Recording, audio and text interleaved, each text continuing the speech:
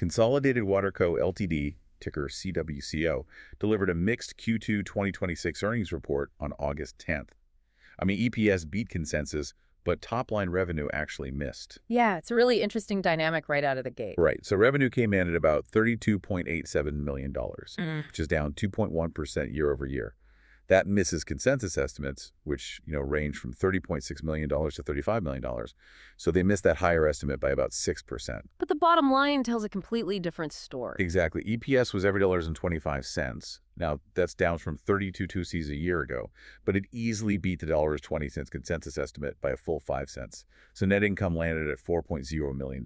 Right. And looking at guidance, management did guide that 2026 manufacturing revenue will ultimately be less than 2025's record levels. Though they did emphasize that the backlog points to a really robust 2027. Yeah, they anticipate roughly $26.4 million in revenue from performance obligations by the end of 2026. Now, the market reaction, investors actually like the underlying narrative. Oh, absolutely. The stock surged roughly 7.7% post-earnings to $32.57 before closing a few days later around $31.23. So that brings us to our mission for this deep dive.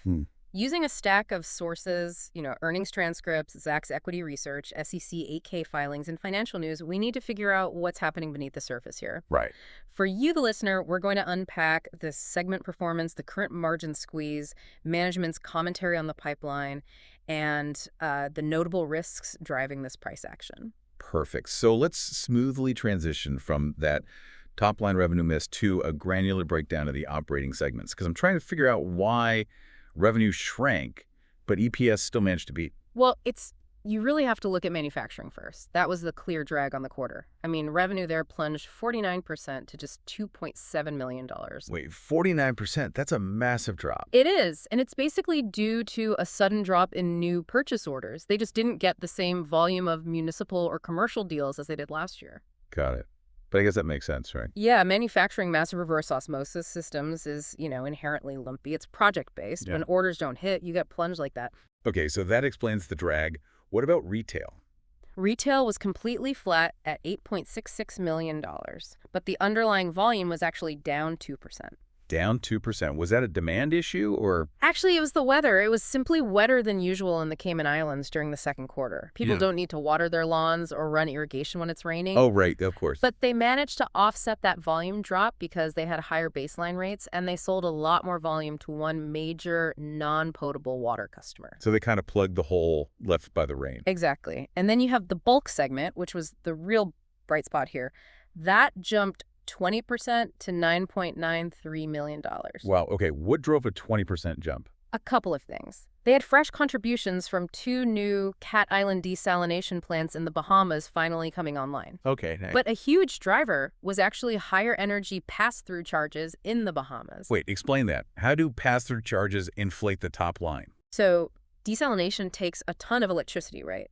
When the global cost of diesel spikes, their contracts let them pass that extra cost directly to the government utility. Ah, I see. So revenue goes up by 20%, but your costs also went up. So your profit stays exactly the same. Oh, wow. So it looks great on the top line, but it's not actually generating proportional profit. Right. And finally, you have services, which was up slightly, about 1.2% to $11.59 million. Which sounds stable, but the sources point out it was kind of a tale of two subsegments, right? Totally. Construction revenues surged 89%, mainly thanks to a Colorado plant expansion and a California wastewater project. But operations and maintenance, the O&M side, fell 27% due to 2 expired PERC contracts. So you have high-margin O&M falling and lower-margin capital-intensive construction surging. Exactly. And when you combine that unfavorable services mix with the massive drop in the high-margin manufacturing segment, Margins get crushed. right, gross margins compressed significantly, falling from 38% down to 33%. Okay, let's unpack this. Because you look at that manufacturing segment, and it's basically the high-octane fuel of their profit engine. Absolutely. So if their highest margin fuel was literally cut in half and gross margins dropped by 5 full percentage points, how did they still manage an EPS beat? It's the most important question of the quarter, and it really comes down to incredibly tight cost controls. Oh, so they just shrank their overhead. Yeah, they actively lowered their general and administrative expenses. Plus, they maintained really robust pricing power in that bulk segment we just talked about. So they basically played incredible defense to save the bottom line. Pretty much. Yeah. But you can't just shrink your way to long-term growth. Yeah. Given the drag from manufacturing, let's pivot to management's strategic updates. Where is the future growth actually coming from? Well, the biggest piece of news is the Grand Cayman license. Effective August 1st, they secured a 25-year exclusive retail water license for Grand Cayman. Wow, a 25-year monopoly, basically. Basically, yes. But to win it, they had to agree to a 6.5% customer rate reduction right out of the gate. Here's where it gets really interesting.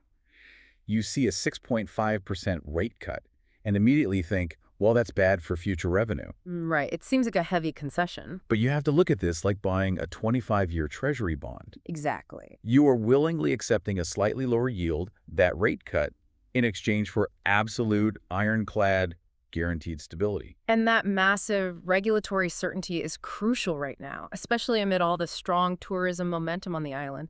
It completely offsets the lumpiness of their manufacturing revenue. And speaking of that lumpy manufacturing segment, didn't they announce a major order in Florida? They did. They secured a record $10.1 million municipal water treatment equipment order in Florida. $10 million. Yeah, it's their largest membrane equipment order to date.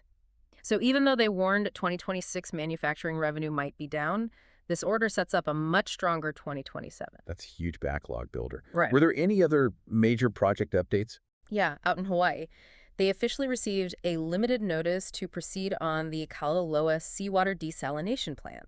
Okay, and what does a limited notice actually let them do? It's vital because it allows them to immediately procure $6 million in long lead materials. Oh, so they can get ahead of supply chain bottlenecks. Exactly. They can buy the specialized pumps and custom membranes now, which severely de-risks the project timeline and protects their margins. But, to execute a 25-year concession and build massive municipal desalination plants, a company needs serious capital. They definitely do. So let's shift to the balance sheet. And honestly, the numbers here are kind of wild. Yeah, they are sitting on an absolute fortress of cash. Over $132 million. Right. $132.6 million in cash, and cash equivalents, to be exact. And their total debt is essentially zero. It's roughly $16,000. Okay, I have to push back on this. Is hoarding $132 million in cash with virtually zero leverage actually a good thing for a utility? It's a fair debate among analysts. I mean, or is it an inefficient, lazy balance sheet? Usually, utilities use cheap debt to fund these massive builds to maximize shareholder value. In a zero-interest rate world, sure, Wall Street would hate this. They'd be screaming for buybacks or a special dividend. Right. But in our current high-rate environment, having that dry powder is a massive competitive moat. Because they can self-fund everything. Exactly. They can self-fund these massive desalination projects, target opportunistic acquisitions, and totally avoid crippling interest expenses that would wreck their net income. That makes total sense. Cash is king when debt is expensive. But even with a fortress balance sheet, there are still looming risks, right? What's threatening this setup? Well, the most immediate risk is continued margin squeeze, if that manufacturing segment doesn't rebound quickly. Right. We saw how much that dragged down the quarter. What else? Weather dependency is a huge one, as we discussed. More rain in the Caymans directly means lower retail volumes. Though I saw forecasts showing a greater than 70% probability of below-average rainfall coming up. True, which is a big tailwind for them in the near term. But you also have to worry about the delayed reduction of government receivables in the Bahamas. Oh, so the government is taking its time paying the bills. Pretty much, which ties up millions in working capital. Got it. Any operational risks? Definitely permitting delays for the Hawaii project. Building a plant on an island is a regulatory maze. And finally, there's rising competition in the O&M market from big global engineering firms bidding on the same contracts. So bringing it all together, what is the quick wrap-up for the retail investor listening to this? Basically, CWCO is a fundamentally sound, debt-free utility. They are transitioning through some short-term manufacturing lumpiness right now. Yeah, that 49% drop definitely hurts. It does, but they are heavily insulated by these long-term municipal and retail contracts. They have the capital to weather it. Which brings me to the ultimate paradox of Consolidated Water as an investment. What's that? Even though it acts like a steady, regulated utility, its short-term success is deeply tethered to the wild unpredictability of the weather.